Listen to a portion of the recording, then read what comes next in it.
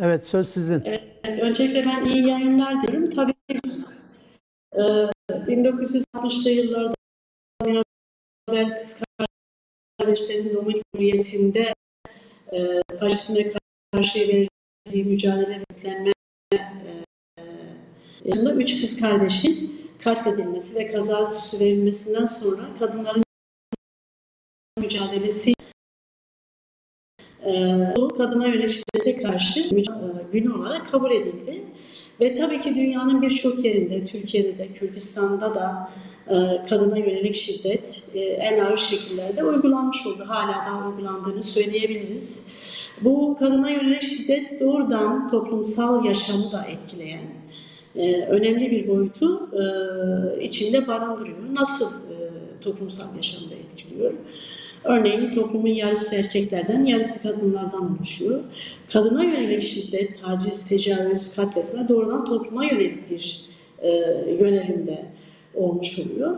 Gene Kürt kadın hareketinin mücadelesi, kadın özgürlüğü, kadının kendi irade olması, kadının kararlarını kendisinin vermesi ve özgün kadın sorunlarında kadın mücadelesini kapsamlı bir biçimde yürütmesi ve örgütlenmesi hem Kürt kadınlarla hem Türkiye'deki diğer kadınlara hem Orta Doğu'daki kadınlara gerçekten de bir esin kaynağı olmuş oldu.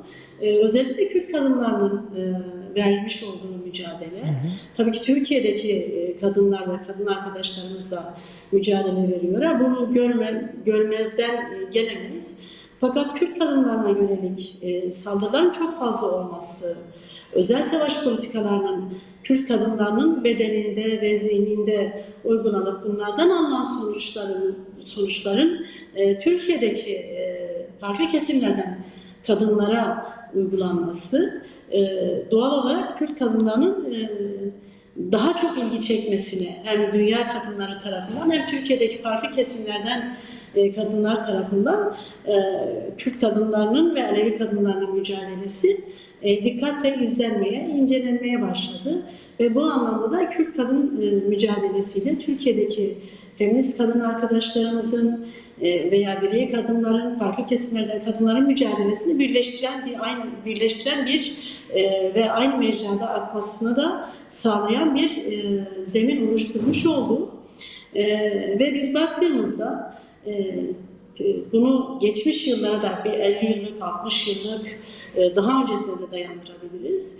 Kadını şiddetle, psikolojik şiddetle, duygusal şiddetle, ekonomik şiddetle, fiziksel şiddetle bunların boyutları farklılaştırılabilir. Birkaç boyutla kadını şiddete maruz bırakarak erkek devleti aklı sonuç almaya çalıştı. Ve sonuç almaya çalışırken de bunun başarılı olduğunu söyleyebiliriz. Bunun karşısında özellikle Kürt kadın hareketi ciddi bir bariyer oluşturdu. Yani erkek devlet şiddeti karşısında ve aynı zamanda seküler yaşamak isteyen, özgürlük arayışı olan kadınlar için de bir besleneceği bir kaynak haline dönüştü.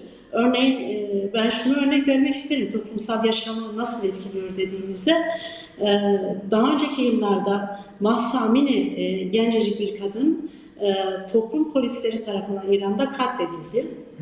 Ve İran'daki kadınlar çok güçlü bir direniş sergilediler. Jinjiyan Azadi bir felsefe olarak yaşam buldu tüm dünyada ve İran'daki kadınlar aslında Molla Recep'in kendilerinden çaldıkları, gasp ettikleri özgürlüklerini yani çalınan devrimlerini talep etmiş oldular. Bunu dile getirmiş oldular. Çok güçlü bir direniş sergilediler ve bu tüm dünyaya yayıldı. Latin Amerika'dan tutalım Avrupa'ya birçok yere yayıldı ve bir karşılık buldu. Yani Kürt kadınlarının mücadelesi bir karşılık buldu. Gene Alevi kadınlara açısından baktığımızda Alevi kadınlar da belki biraz sonra daha çok açabiliriz.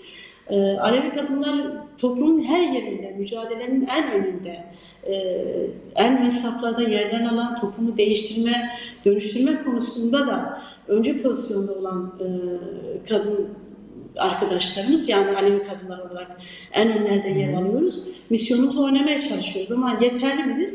Yeterli değildir yani. toplumsal yaşamın bu kadar cenleri altına tutulması, bu kadar baskı altına alınması.